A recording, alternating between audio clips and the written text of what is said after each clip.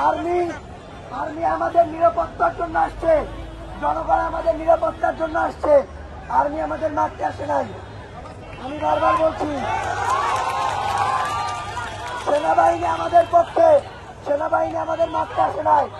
কিন্তু স্পষ্ট বলছি, আজ যদি এই ধানমন্ডি ৩২-এ একটা লাঠিচার্জ হয়, একটা গুলি যদি চলে, সেই দায় অন্তর্বর্তীকালীন সরকারকে নিতে হবে।